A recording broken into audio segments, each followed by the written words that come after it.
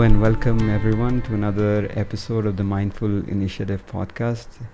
We're extremely fortunate today to have Nipun Mehta, Nipun here with us, who is the founder of ServiceSpace, which is a global community working at the intersection of technology, volunteerism, and gift culture.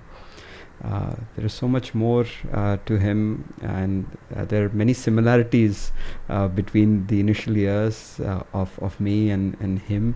And during our interview, we'll talk a lot about hopefully that as well.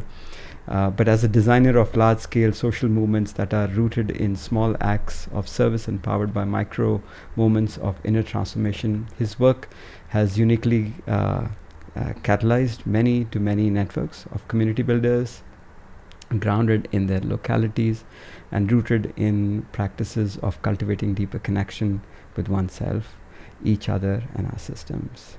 And I know ServiceSpace reaches many million people, but it's just not ServiceSpace. There are many other gifts that he has given to the world. And my introduction to him, we were just chatting before, and I was about to tell him that how I got to know of him.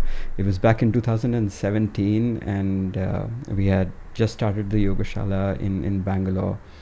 And the physical aspects of the practice had been part of my life for many years, and I had delved into meditation. I had been trying to meditate, but I think there was some inner yearning to do a little bit more to help others, and that's when I found all these incredible websites who that you can do so much, like the Karma Tube, the Daily Good, and I subscribed to all of them. I was like, this is so much wisdom that comes by, and I was like, and I didn't know they were related. That was the best part, and that's when I somewhere the name Nipun Mehta came about.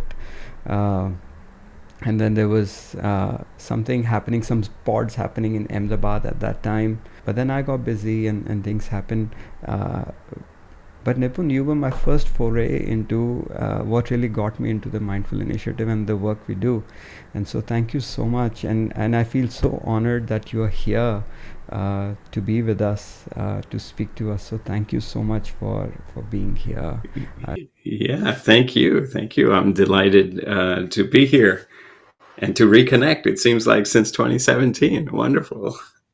And we met in person also. I don't know if you remember or not, a couple of years ago in Bangalore when you were in Whitefield with one of your communities for Awakening Circle.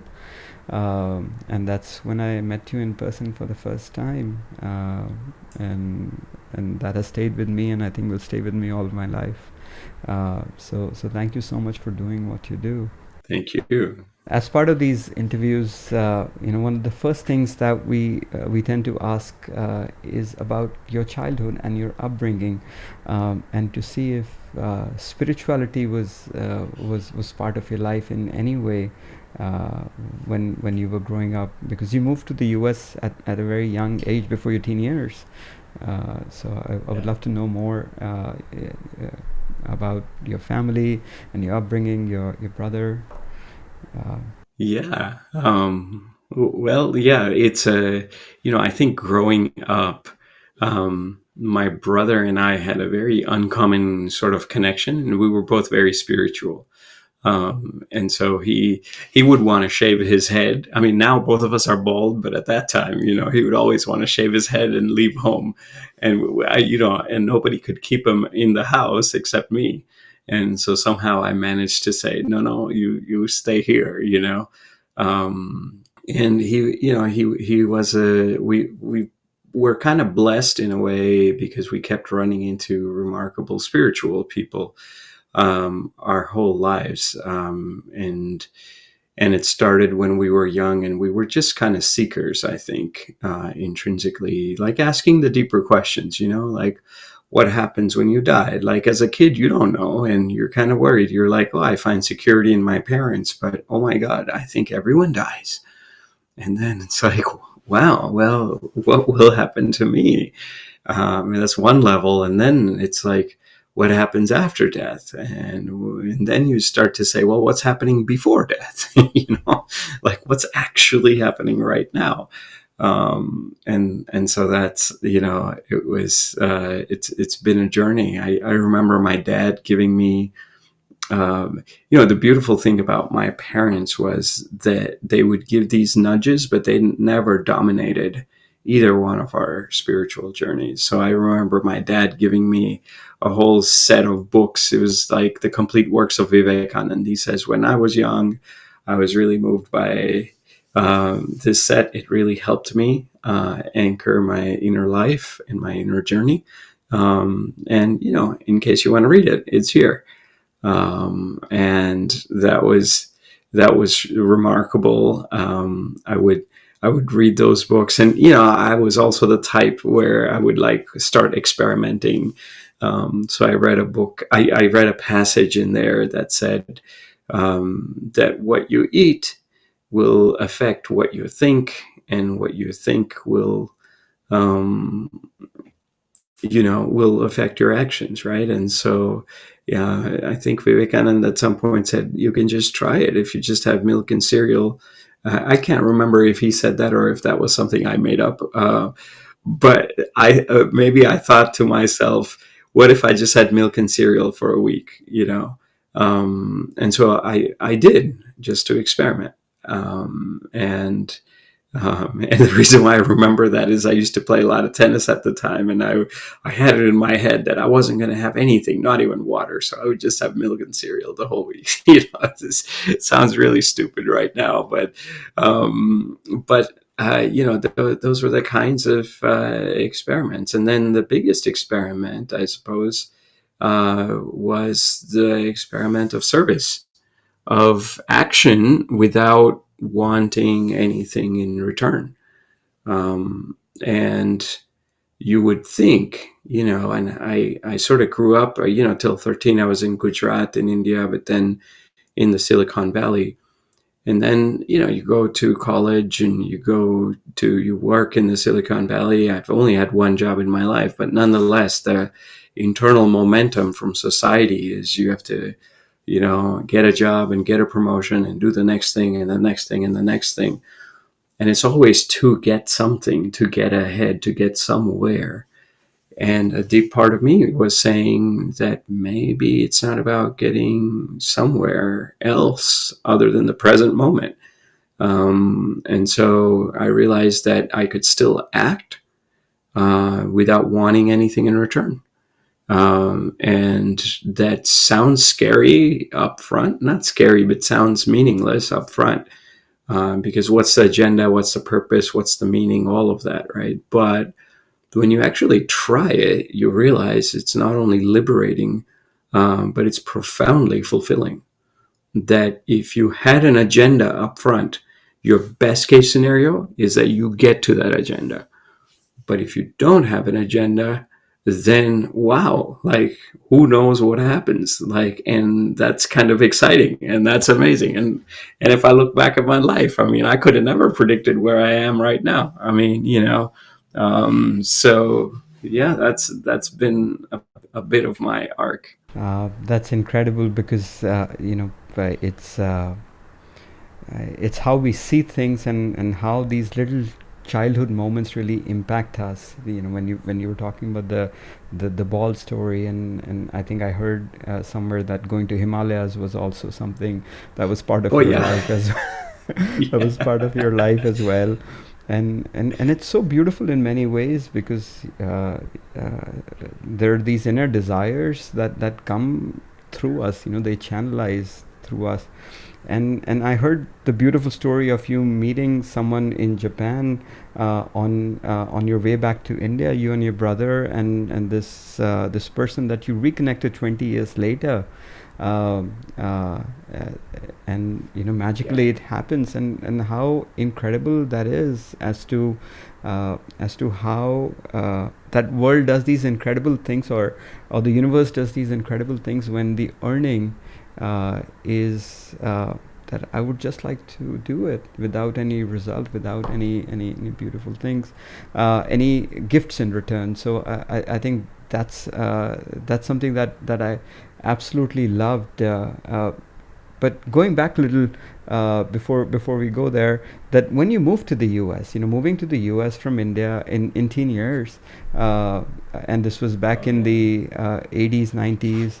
Uh, uh, it wasn't something easy for many children, and there is some culture shock. There is, because I went through the same thing in many ways, but I didn't go through to schooling there, but university was.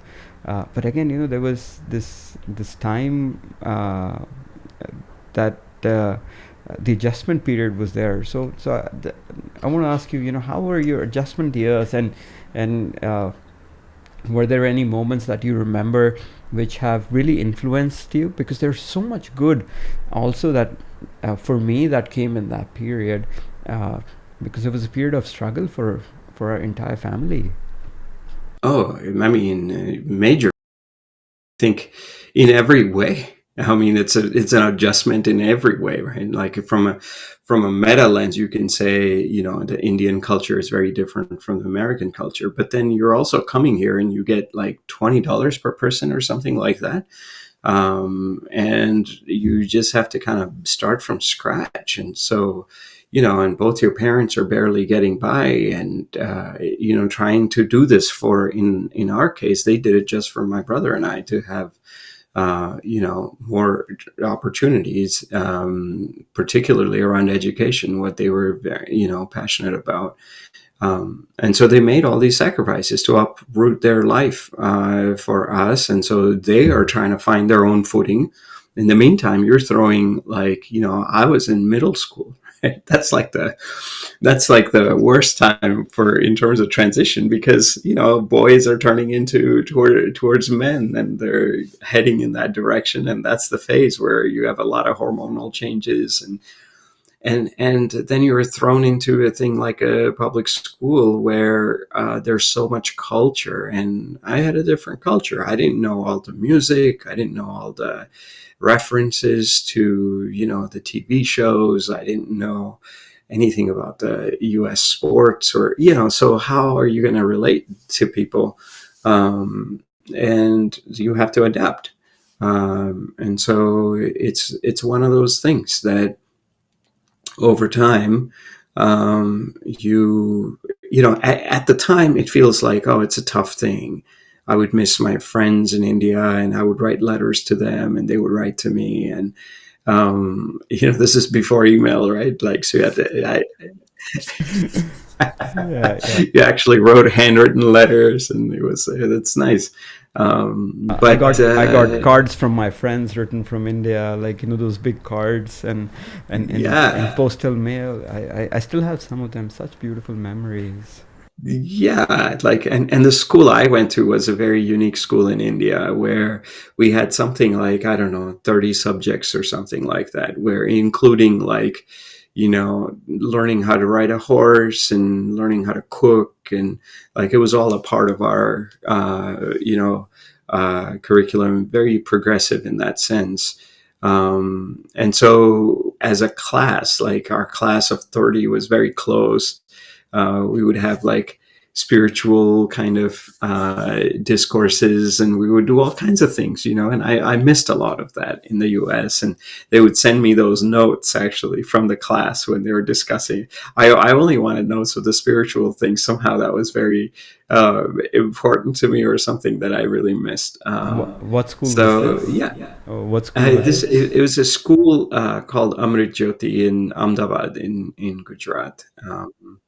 And I think it was just at that time it had just started, and so it had this kind of new school of thinking kind of a vibe to it. I'm not sure if it still carries that, so many years later, but it's still around. And yeah, it was just like a very multifaceted kind of an education approach. But more than that, it was the friends you make, right? Like people in your class. And so, yeah, I came here and I had to adjust and readjust. And, one of the things that really grabbed me, though, when I came to the US is tennis. And so I just played a lot of tennis. So you were talking about a Himalayan yogi. I often joke that my goal in life was either to be a Himalayan yogi. I was very drawn to that from early childhood. Somehow the Himalayas just pulled me. Um, and the second one was, to be a tennis pro. And so we would play, and I had a younger brother, so that was really nice. You always had a tennis partner. So I would play like, sometimes up to 6 hours a day, and that became a large part of my life. And so all the way through high school and even college. I actually dropped out of college to play tennis. Wow, yeah. And this was in Berkeley. You went to Berkeley, if I remember correctly. Right? I did, yeah. And so, and you can't really, Berkeley has a tough, rigorous curriculum and demands in the educational sense, and so you can't really play too much tennis if you want to be doing engineering kind of work. And so, and I was ahead. I was a junior in college at the age of 17. Oh. And so that's usually when people are still in high school. And so my dad looked at me and he's like, what's the rush? It's like the opposite, right? Usually your parents are like pushing you, but in my case, my parents are like, what's the rush, man? It's okay, dude. We all finish, and so what? 2 years ahead and all that. And so they convinced me to just play tennis to my heart's content and then go focus on school rather than trying to do both together and being neither here nor there. They were like, go ahead, like play tennis. And I did. And I learned a lot. And even the coach that I had at the junior college where I was playing in my last year of high school, he was a profound Christian mystic. And had a very big influence on me, not just on the tennis court, but I think just spiritually. So, I think we tend to think that there's a story of our lives, and we tend to think that we're in the driver's seat, that our circumstances are in the driver's seat. But, I think we might have been in the passenger seat all along,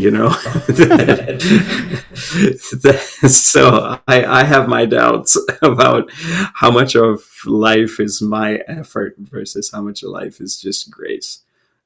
Stuff that I didn't earn, stuff that is just kind of, either a result of my past karma that I don't understand or just pure emergence.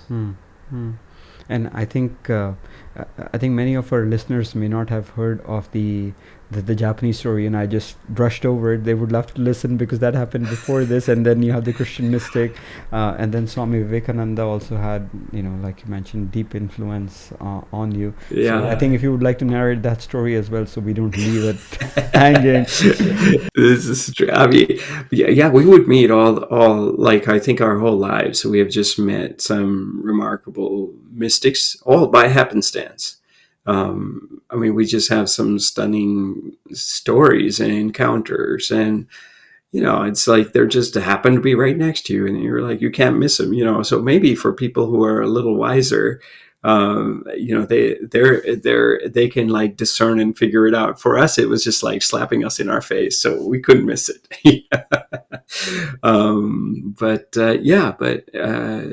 It's true what. We were on our first trip back from India, or rather from the US to India. Our plane went through Japan, and at the Japan airport, my mom sees like this, this bearded man. There are a bunch of people around him, and she's like, "Oh, he seems like a nice guy," and that was that. And then we came and we sat down, and you have 3 seats, right? So it's like 2 seats in the front and 2 seats in the back, and the aisle seat was open. So my brother and I sat in the 2 seats, and my mom and dad were behind us in the row behind us. And then in that 3rd seat next to my brother and I, this Japanese guy ends up coming, and he's just like, he comes on, and we didn't know who he was. He just seemed like a really nice, compassionate, kind guy with a giant beard, sort of like one of those characters from from one of those TV series or something like that, like a wise old Miyagi-san kind of a person. And he just looked at us, and he just stared at us for, what felt like a long time. And it was probably at least 20, 30 seconds. And he's just smiling. And at some point, I'm like, this guy's like looking at us. What's he say? What do we do, right? And so I asked him. I said, "Oh, he was carrying a musical instrument," and I said, "Oh, can I put that up for you?" And he says, "No, no, no, it's okay." And I said, "Okay." And he essentially. He ended up in an 8-hour dialogue with us that whole flight. And he said that it was meant to be, that we're going to sit next to each other. He knew everything about our lives.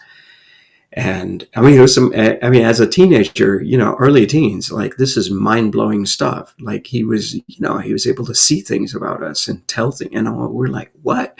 Both my brother and I are a little bit on the rational side of things. And we're like, how in the world, is this random stranger got all this information about us? And he touched my mom on her knees at some point, and my mom's knee pain went away. In fact, it's never returned since that day, many decades ago. And yeah, it was profound. And then what was remarkable is that many years later, about 20 years after that, I ended up going to Japan, and my host in Japan asked me, "Hey, do you happen to know anybody in Japan?" And I was like, "Not really." There was this one random guy I met on a flight 20 years ago. You can't forget that whole encounter. My brother and Nora, it was a very formative time on the flight.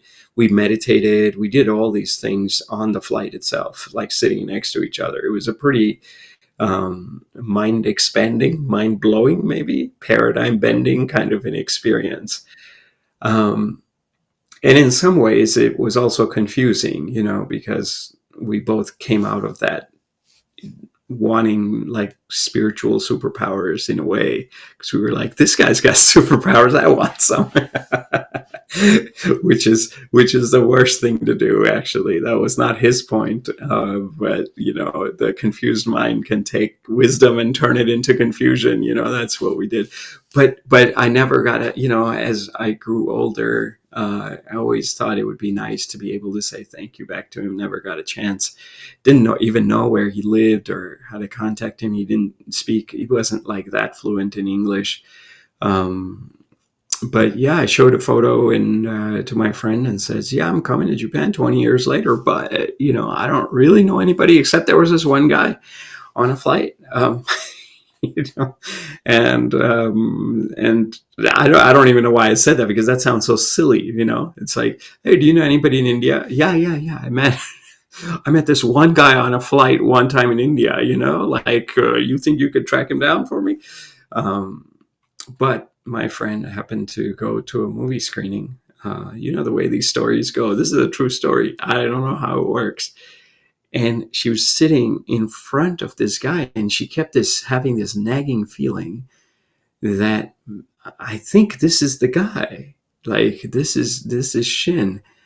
And initially it's 20 years later. It looks a little bit different, but same features.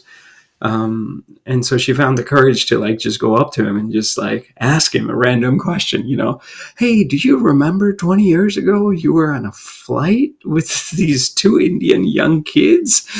And she said, and she did say something like that. And the guy's like, "Oh, yes, I do remember." And he says, "Well, the older one happens to be coming next week to Japan, and he would love to meet you. Would you have some time?" And so we met. I got a chance to, I was just so elated, and to be able to just say thank you, Because it's one thing to do it when you're, I don't know, when I was probably 15 or something, maybe a little bit older, but it's another thing to to realize what that meant, what that whole 8-hour flight meant for us in our spiritual journeys. It really strengthened it, made us into, it brought it to the forefront. My brother, actually, on the layover, even before we met him, was reading the book Siddhartha by Hermann Hesse. And my brother's a very profound meditator, has been his whole life. And so, yeah, that was a pretty remarkable time. And when these things happen, I think it's the universe nudging you to say, keep going. Like you're on to the right track, and just go a little further. There's more jewels for you to find.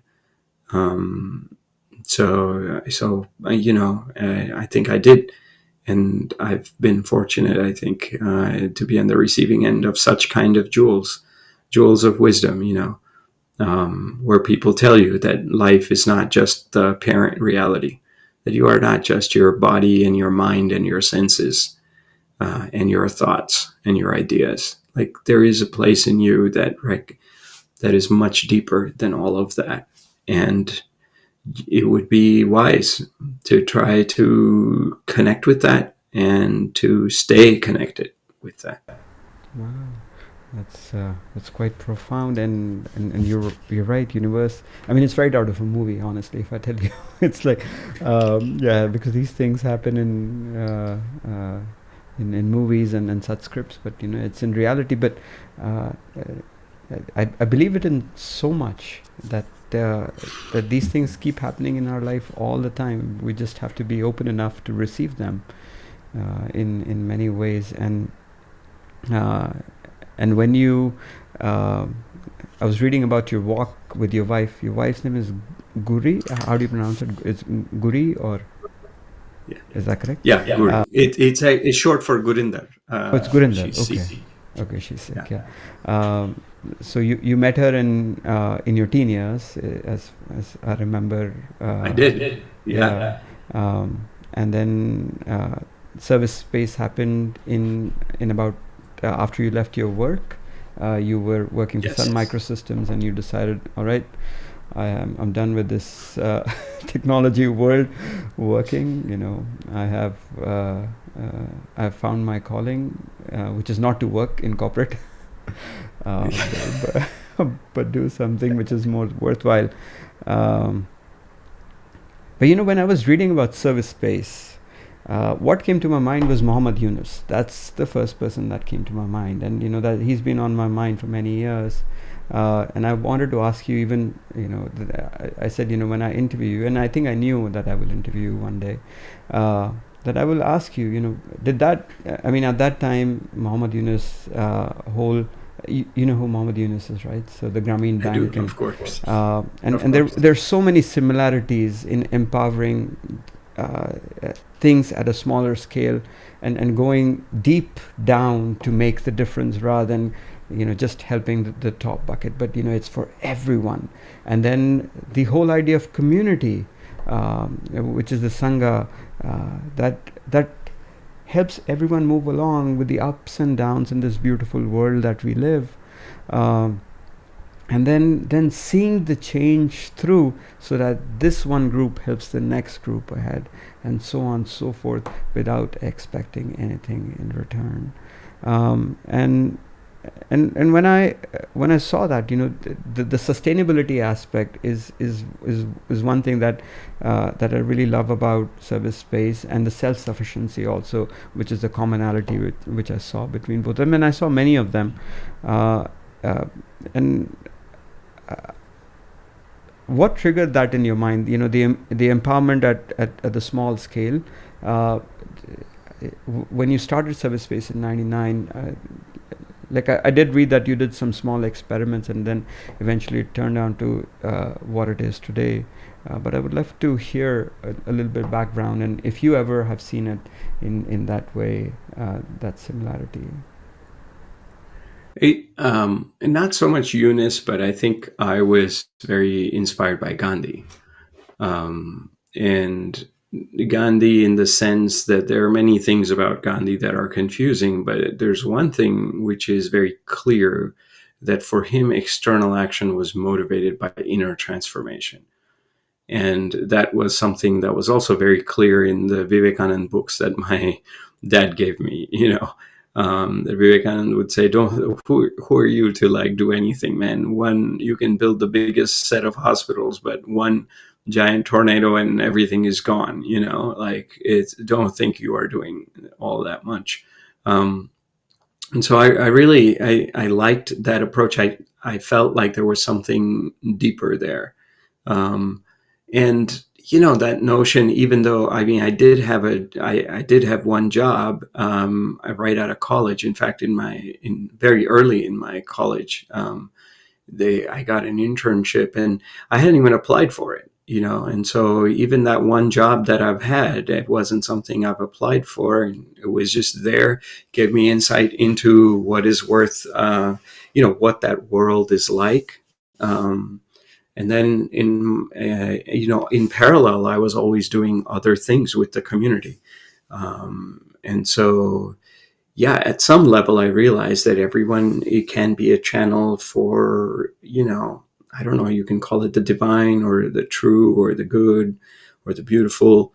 Um, but everyone has the same potential, that their mind, their hands, head, and heart can be in alignment, and that's spiritual, right? Like, so can we actually align our body, mind, and spirit in that way? And if we can't, or in moments where they're not aligned, can we help each other get aligned? And I think a lot of people understand that when we're not aligned, because that's suffering.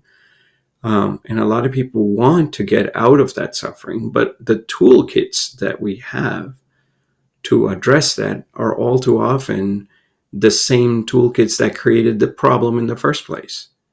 So we use, things like money, power, and fame to try to address the solutions for problems that were created by the separation, you know, uh, which was a result of money, power, and fame and the traditional institutions.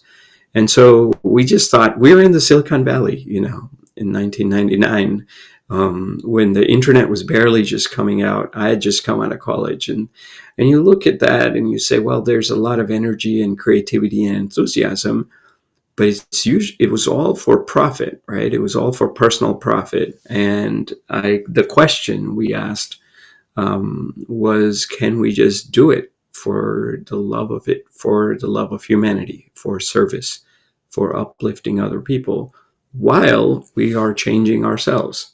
So can you serve others not for the purpose of impact, but for the purpose of your own inner transformation? And can you do that in a creative way externally? And so we started building websites for nonprofits in 1999. But that was the external face. The internal face of it was that we were doing it to purify ourselves for that inner transformation. And we were doing it together. And lo and behold, the mere act of doing that and to do it together actually uplifted all of us. It was a rising tide that lifted all boats. So about, okay, well, if I have a problem, I go try to solve it. And that's true, right? Like, I have a health issue, I want to go to the doctor. I have a mental health issue, maybe I go to a meditation retreat or a yoga retreat. But I think that only works at a superficial level. When you go far enough and deep enough, you realize that there is a kind of mental model that's baked into that, and that mental model sort of breaks down. The mental model is that I have a problem and I will go out and use my effort to try to solve it. And what that does is it privileges your individual willpower.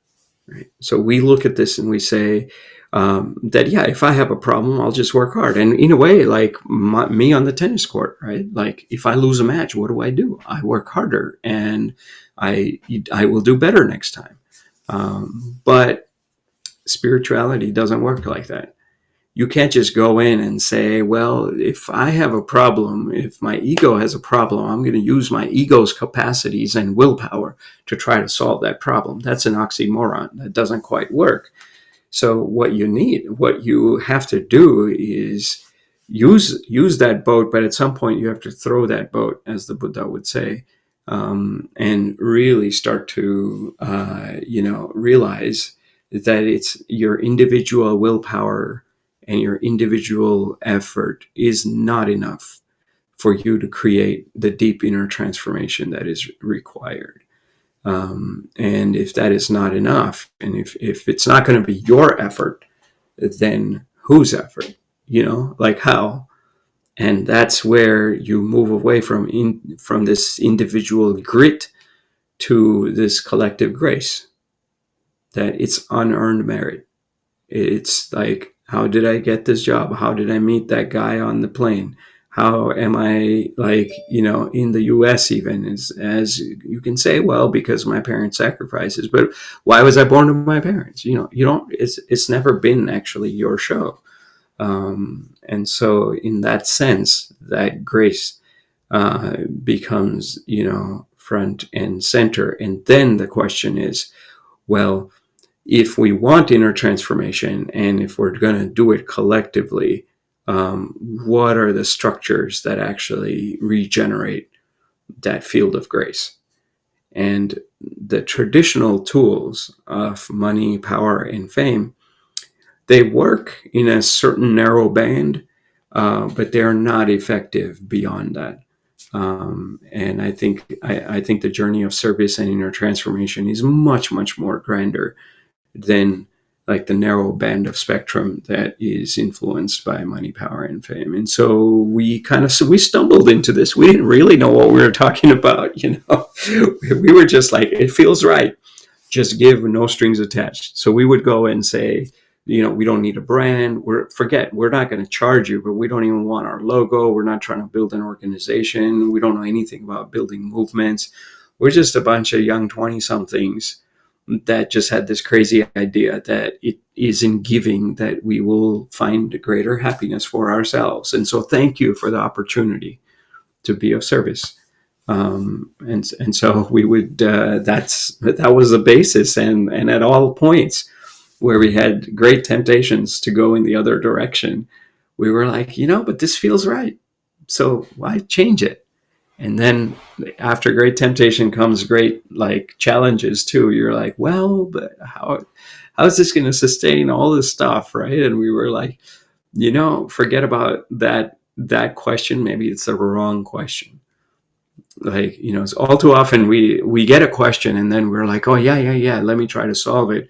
But if it's the wrong question, you've just wasted a lot of your own bandwidth. And so I think we were lucky in the sense that we asked. We held on to the right questions, and we struggled with those right questions, and that led to a very different outcome.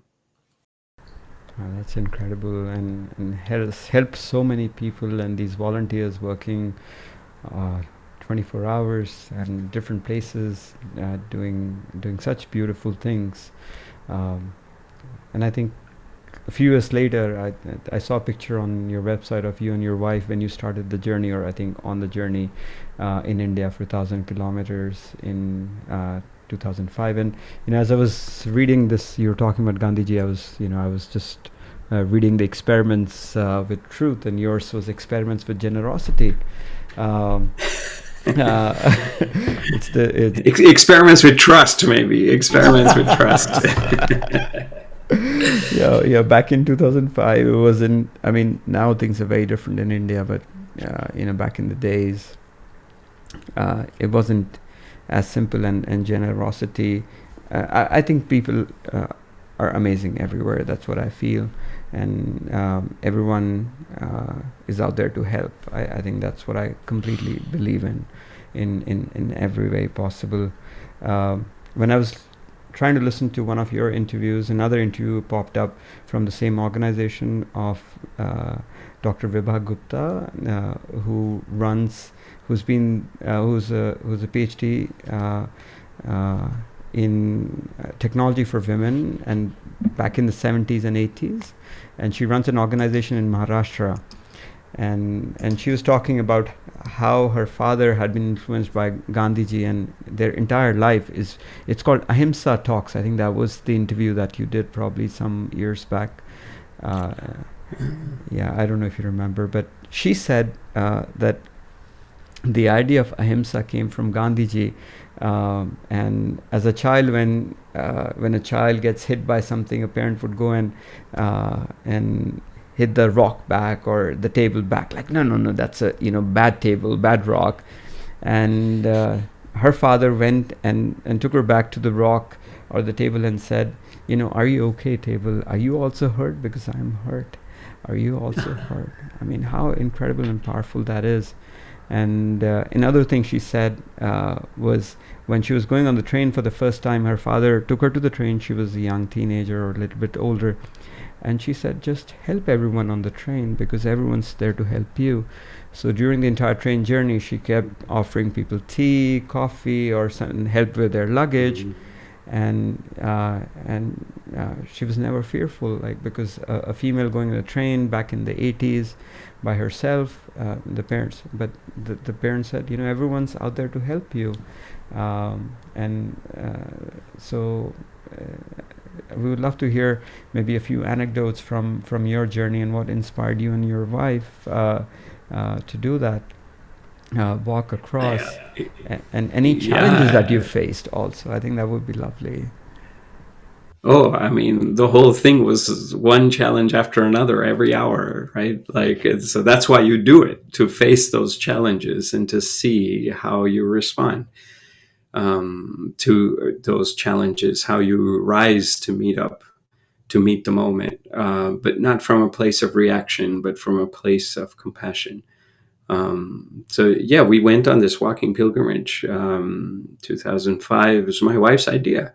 And she says, we got married to seek greater truths together, what we couldn't seek alone. And we are doing all this service-based work, and it's affecting, we were never really in the money domain of things, but we had some influence. Because our work reached a lot of people. And so we said, well, but that's just a different form of power, and that power can become its own chain. You can start to think, even if it's for good, you can start to be trapped by it. And so we said, how do you make sure you're not trapped by what you're doing? And there's only one way to find out. Can you let it go? And as soon as we thought of that, we were like, okay, yeah. So if you talk yourself out of it, that means you're in the game. You're in the matrix. You're in the Maya. And so I was like, all right, well, if it's going to be like that, then I better, basically we decided to go. We sold everything we had in the US and put a few boxes of our valuables in my parents' attic and went to the Gandhi Ashram because Gandhi inspired us. And we decided to live on a dollar a day between the two of us because, so many hundreds of millions of people around the world lived on $1 a day. And basically with 50 cents, you're not really, it just gets you your toiletries, essentially. You don't get your food or shelter. So basically it was a walk. It was an experiment in trust. But trust, not that the universe will take care of you. That's still an external oriented trust. Trust that you have the capacity to meet external challenges with inner stability. And if you can do that, then everything changes. If you're talking about hitting that table and saying, oh, table, are you hurt?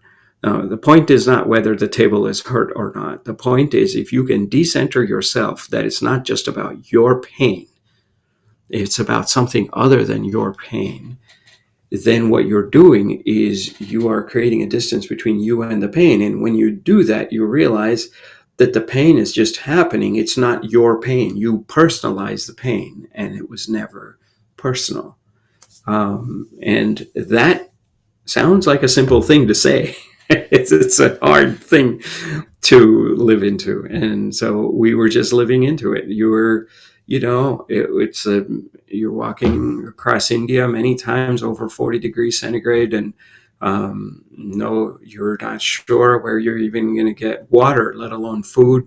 You're tired, you're crabby, you're in a bad mood, somebody might have said something, people are rude to you, people ignore you, people give you sermons on how you're wasting your life, all of that. And then you're just like, oh my God, where am I going to sleep? Oh. And then you finally find some place to sleep, and it's like the whole thing starts again the next day. What am I going to eat? Where am I going to sleep? And you're doing it with your loved one, right? Like you're doing it with your wife. And you're like, oh my God, like she's, going through the same thing. And so this is like, instead of both of you meeting in like the highest common denominator, this was like the lowest common denominator of your own psyche. And so it was just one challenge after another, after a third.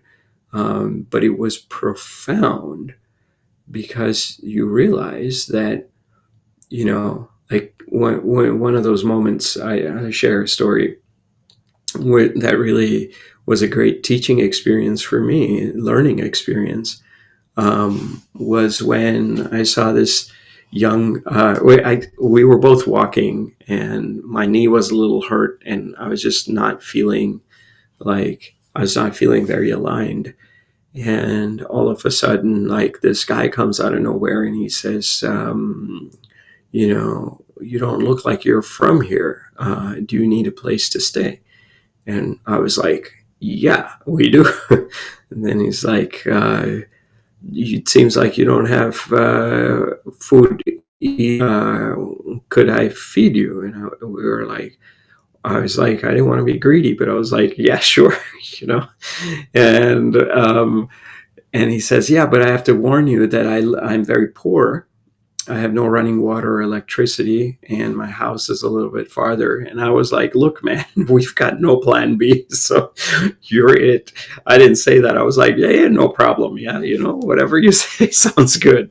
No running water, electricity, no problem, And we go to his house, and he tells his wife, he says, God's people have come to our doorstep. Can you borrow some food to feed them? I mean, they didn't have enough food for us, right? And it wasn't that there's something special about us that we are God's people. They just see all guests as God, Atiti Devo Bhava, right? And so it was like, okay. She borrowed food. She brought food and served us food, and they only have rice and dal. They can't afford vegetables. And so we had rice and dal, and the dal was spicy because that kills your appetite. And so we had that. But because we were kind of guests, she borrowed some extra flour, and she made like this shiro, this dessert. And I had a sweet tooth. I still do, I think, according to my wife. And so I got I had the shiro, and you're supposed to have it at the end, but I got so greedy I decided to just grab it first, because I was like, oh man, I haven't had dessert in so long. I'm really struggling here, man. This is my lucky day. The universe is providing for me. It's all excited about it. And I ate the shiro first, and I put one bite in my mouth in my greed, and I realized it didn't have any sugar. They couldn't afford sugar.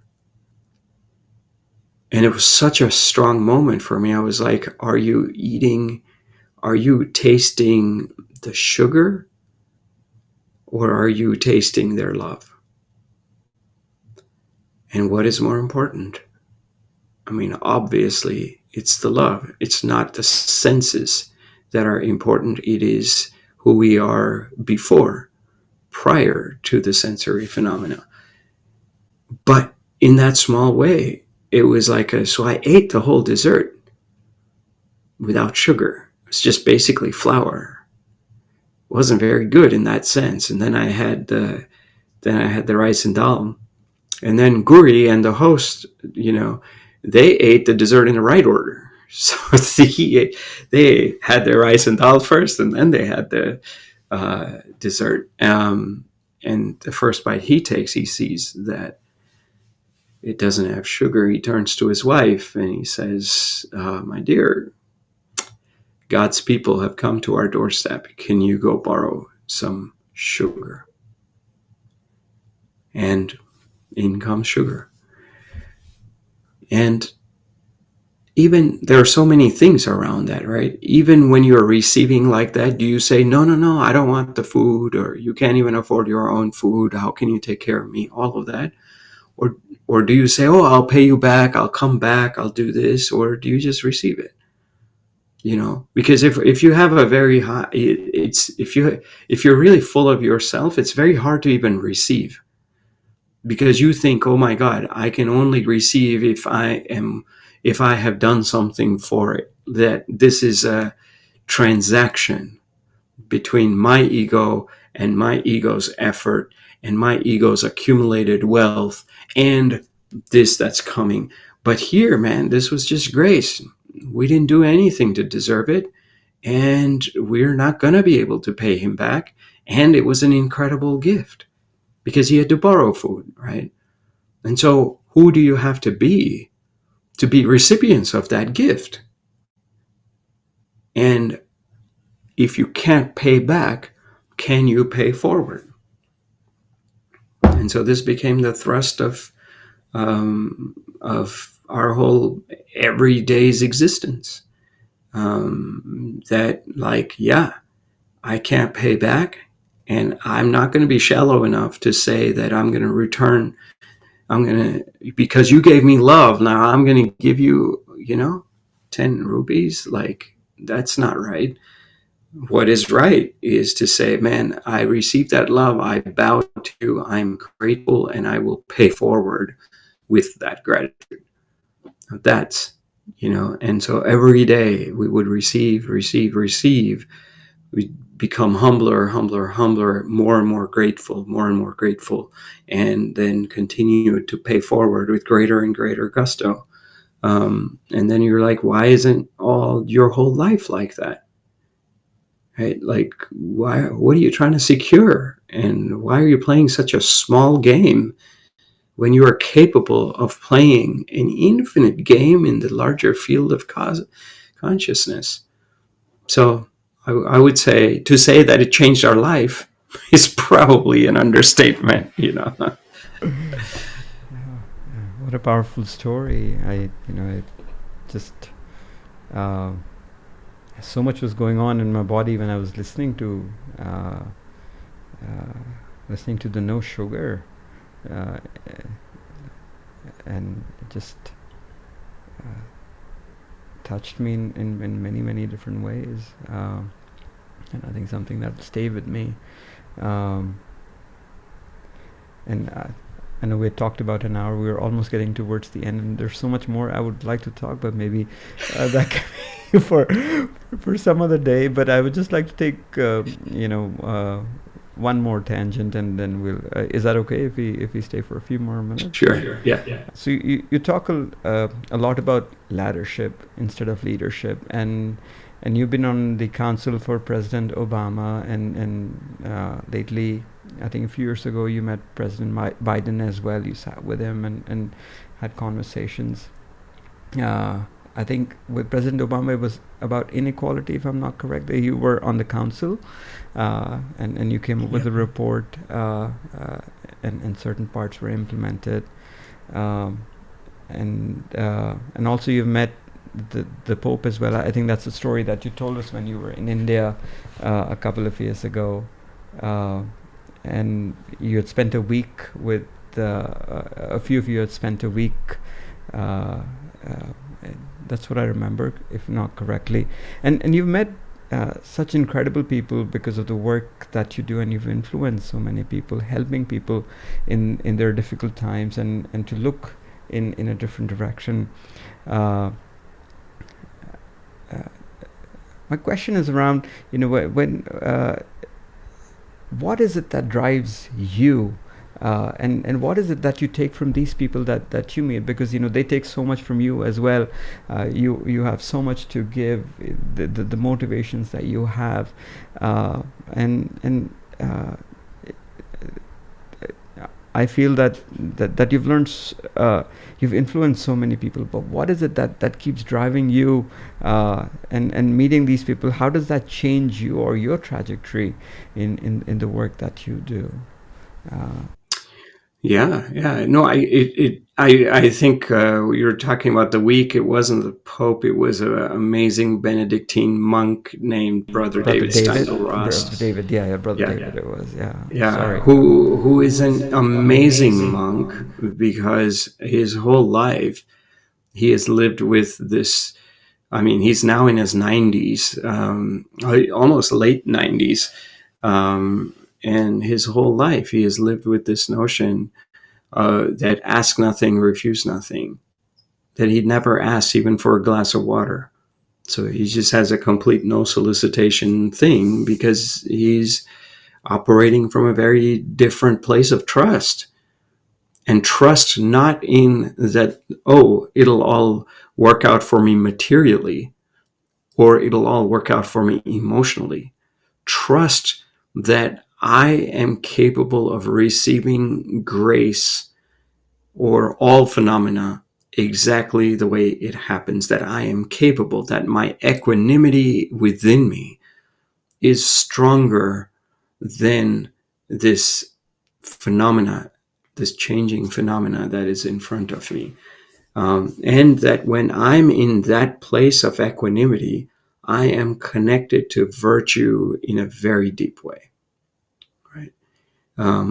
That underneath all this phenomena is this bedrock of goodness, of compassion, of kindness, of nonviolence, of care.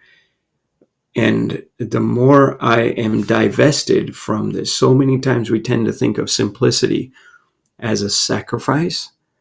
It's actually a celebration. It is you are divesting from identifying with materialistic changing phenomena. And that divesting allows you to invest in something that is much firmer and much more stable, and that's virtue. And so when I meet with such people, saintly people, it encourages me. I am not at their level of virtue.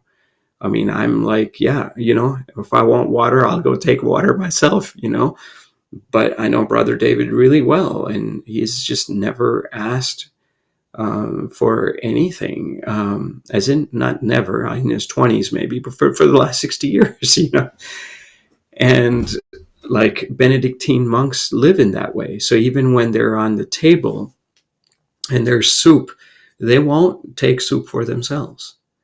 But what that means is that you're always in community, you're always in relationship. That if I'm hungry and there's soup on the table, I won't take it. What does that mean? That means initially you're like, oh my God, I'm going to go hungry, and you have all this fear. But beyond that fear, if you're able to transcend that fear, you say, oh my gosh, like there are others at this table who won't have, if they don't, who are also monks and who also have the same shared agreement, and that maybe I can give to them. And so you're thinking of the we before you're thinking of the me. And when you are surrounded in that kind of a web of people who are leading with the we before the me, you create a different possibility. And so it's one thing to do it with a circle of monks on the table with some soup in the middle, but can we do that in our world? Can we do that with the different systems that we design? And even if to hold that possibility, what kind of leadership will it take?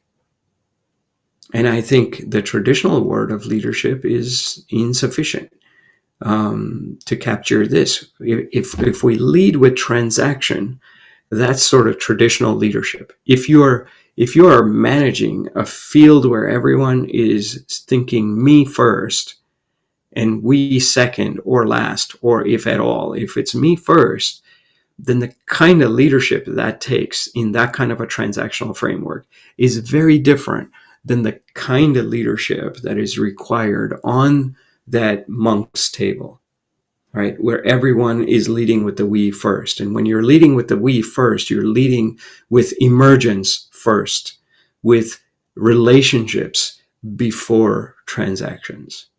And that's a very different place in you of leadership. That is not command and control type of leadership. That is a more of a search and amplify kind of a leadership. If I'm at a table where everyone is trying to lead with the we and there is some soup in the middle, what are we going to do? What am I going to do as a leader of that space? I don't think it's like, okay, everybody, now give to everyone else. That is not the way in which you support emergence. And I think that it's a very different toolkit. And we actually coined this word called laddership. So you're laddering the possibilities of collective social emergence. And when you ladder it, you're no longer front and center. You look for patterns of positive deviance. You search for them and you amplify them in a very gentle way. Right. So instead of like a fist and power, this is very much a nudge, but that nudge is predicated on your awareness of seeing all the relationships and all the connections of and all the motivations that we want to lead with the we, and we are here and we are related to each other. We're brother monks, all of that. And then you do a small nudge, and that small nudge has a giant ripple effect. That's a very different way of leadership. And I think we are seeing more and more of that, especially as the world heads to different kinds of platforms and many-to-many networks. So, yeah, that's a huge topic. But what I have learned from meeting all these saints is that they are not centered in the me. And when you're not centered in the me, it's no longer transactional. It is truly relational, and from that relational, it's emergent. And so I think the design question for us that it leads to first is, well, how can I be in that place in me? But the second follow-up question is, how can we collectively be in a many-to-many space as opposed to a one-to-many or a one-to-one? Right? Like it's many-to-many. As the Buddha would say, there is no static I. This is not a conversation between your static I and my static I. It's a conversation that is codependent co-arising, as the Buddha would say. So if there is no static nitation, there is no static nipun, like what's actually happening? It's not in the content. It's actually the premium is in the space in between us. It's the context that is arising. And can we do that at scale? Can we do that in our systems? I don't think we have done a good job of it up until now, but can we change that? So, it took 5,000 years to put wheels on bags. It was a simple thing, but it took us a long time. So, my thing is like, let's try to do these simple things of love. And circulate more possibilities of virtue in the world today. Fantastic. Well, before we close, I think this idea of laddership and I think I would love to hear before we do our final Q&A, which are 3 or 4 questions that we ask. What are some of the ways that people can contribute or help be associated with ServiceSpace or Awakening Circles or Karma Kitchen or Karuna or Karma Tubes? And then you had and then you had the Karuna, the compassion during COVID, you started the website on Karuna. I forgot the name for that. Coronavirus, yes. Virus, yes. Compassionate virus, yes. Yeah. How can people be of help, or if they want to be part of what you do, how can they be in touch? Well, I mean, one thing is that you can just do an act of kindness. I think that's the deepest way in which we engage with life, and that's the deepest organizing principle. Along the way, if you feel that you forget to do an act of kindness, I would say that it's helpful to do it in community. And so find other people. And if it's helpful, you can go to servicespace.org, which will connect you to many things whose sole purpose is, to stay inspired, right? That's the good news portals that you were talking about. Its purpose is to reconnect with our inner selves, to be in community. That's the Awaken Circles where we met, many years ago. Is to pilot experiments, like we do this thing called Karma Kitchen, where everyone pays forward for people after them. We've done them in so many in Bangalore over the years. And really just bring this mindset into even larger systems, right? What would compassion look like inside of AI? Right? Like and we're doing a lot of things around that. So I would say it starts with a small act of kindness, and and then there's larger and larger avenues, to sort of engage in. But the deepest and the subtlest is to be kind here and now, and just make it a practice. And I think if you are kind where you are, and I'm kind where I am, even if it's the smallest act, I think we are connected in a very deep way. Not as like I have your email and you have mine, or you're a service-based volunteer and I'm a, it's like, yeah, all that would be great. Like I would love to connect with any of you personally, right? You are the listeners. And I would love, for all of us to work together in ServiceSpace as well. But all of those are temporary phenomena. The deepest phenomena is something much more infinite than these finite games, and the way to meet there is to practice virtue. So yeah, that's a long answer to your question. Yeah, you can go to servicespace.org, you can go to dailygood.org and karmatube.org and karunanews.org and karmakitchen.org and awaken.org, and all those are there. So yes, check it out. But really, I would just say check your pay attention to your inner transformation, Deep inner desires. All right, before we end, we ask our interviewers or interviewees a few questions, whether they can choose to answer in one word or one sentence or even a longer answer. So my first question is, one person that you would like to meet in history. Oh, I would say Gandhi. Gandhi, okay. Gandhiji, Mahatma Gandhiji. All right. One place that you would like to visit that you have not visited. Oh, probably the Egyptian pyramids. Pyramids, all right. One book or movie that has, or anything else that you can think of that has really influenced you in many ways. I would say Siddhartha by Hermann Hesse. Deep influence, yeah. All right. Do you have a favorite song or a shloka? I usually ask for a song, but... Oh, I love the Nirvana Shakatam by Adi Shankaracharya. He's in front of a cave as a young kid, and there's a great big yogi inside the cave, and he says, "Please introduce yourself." And this incredible, like I cannot, like I have heard it so many times, but I cannot. It just gives me goosebumps every single time. It's like, I am not this, I am not that, I am not virtue, I am not vice, I am not this, I am not that. It's like Shivoham, Shivoham. Man, it's like I've got goosebumps right now thinking about it. So yes.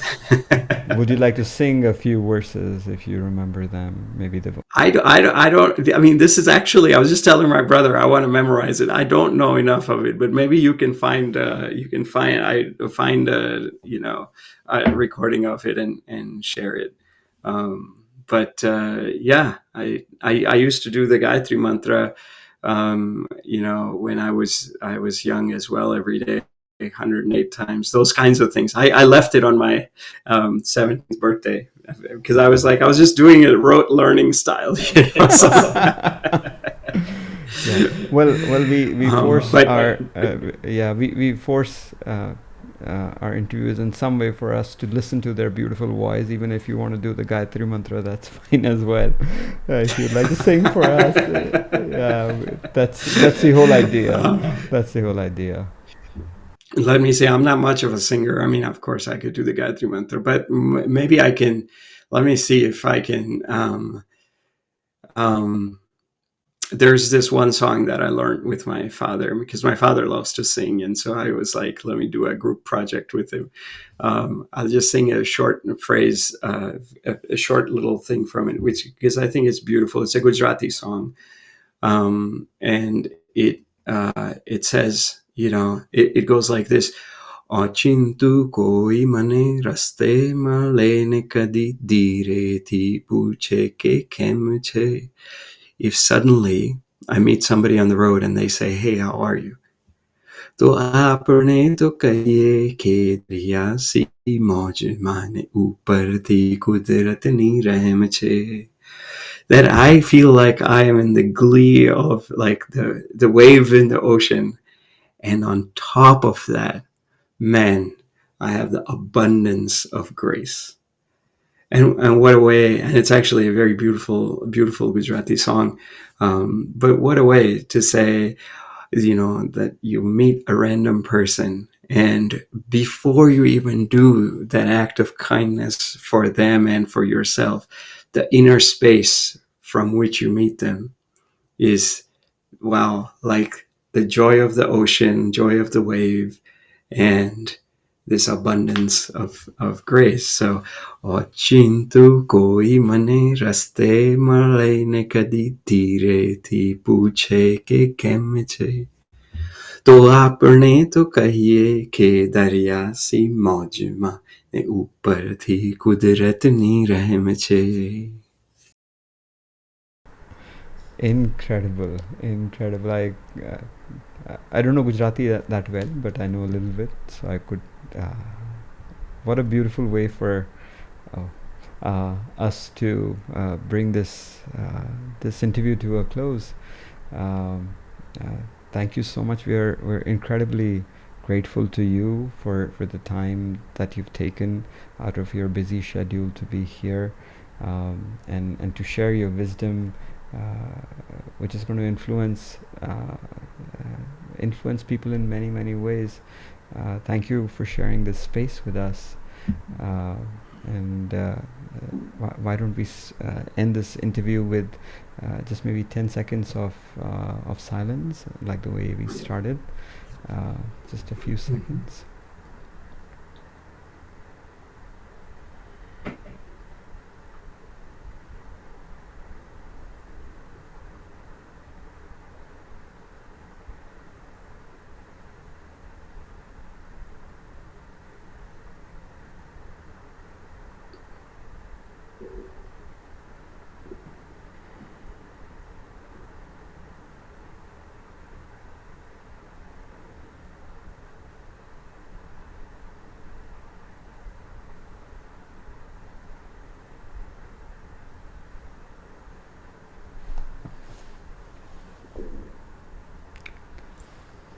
Well, thank you so much. I'm going to Thank you. stop the